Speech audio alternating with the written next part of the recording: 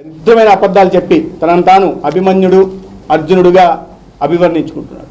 నిజానికి నేను జగన్మోహన్ రెడ్డి గారికి చెప్తున్నా, అయ్యా మీరు రాష్ట్రంలో పాల్పడుతున్న అవినీతికి చేస్తున్న అరాచకాలకి మీరు అభిమన్యుడు కాదు, అర్జునుడు కాదు.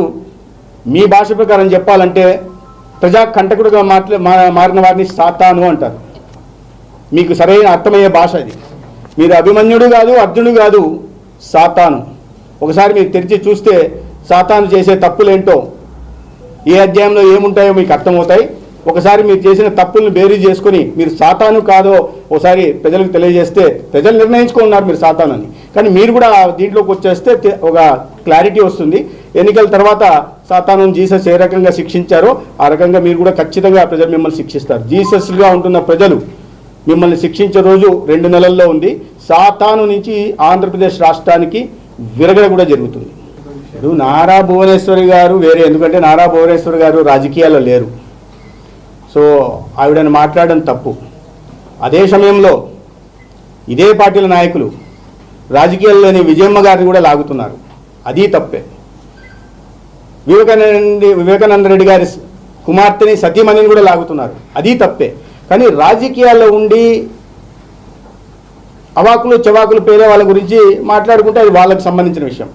ఇక్కడ మాట్లాడుతున్నది ఎవరు, మాట్లాడుతున్నారని ఏడుస్తున్నది ఎవరు? ఒకే కుటుంబ సభ్యులే కదా. ఎవరైతే ఏడుస్తున్నారో, ఎవరు వచ్చి కొత్త పిచ్చగాళ్ళుగా ఈ రాష్ట్రానికి వచ్చారో వీళ్ళు అదే సోనియా కాంగ్రెస్లో ఉన్నారు కదా. సోనియా కాంగ్రెస్ నుంచి లెక్కల్లో సోనియా గాంధీతో తేడాలు వస్తే వీళ్ళందరూ వేరుకుంపడి పెట్టుకుని వైఎస్ఆర్ కాంగ్రెస్ పెట్టారు కదా. అదే వైఎస్ఆర్ కాంగ్రెస్లో ఉన్న ఆవిడ మళ్ళీ వాళ్ళన్నతో లెక్కల్లో తేడాలు వస్తే పక్కన తెలంగాణకి వెళ్ళి తెలంగాణ కాంగ్రెస్ పెట్టి సోనియా కాంగ్రెస్ని వైఎస్ఆర్ కాంగ్రెస్ని తిట్టారు కదా.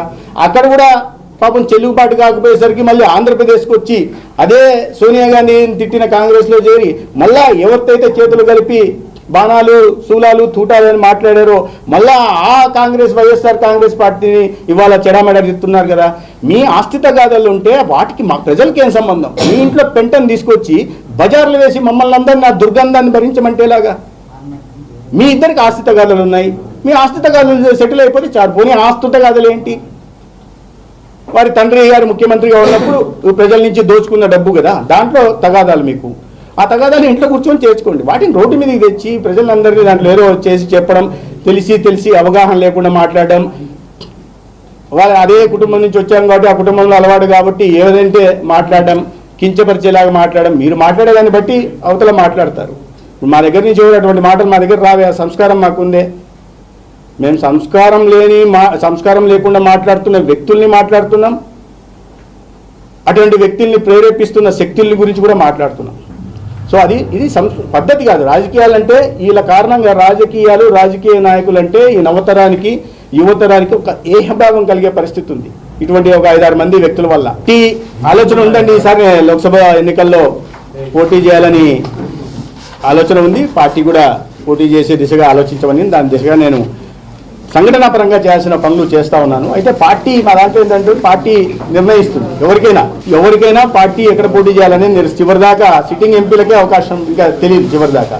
సో పార్టీ ఎక్కడి నుంచి పోటీ చేయమంటే అక్కడి నుంచి పోటీ చేస్తాను. బట్ పోటీ చేయడం మాత్రం ఖచ్చితం.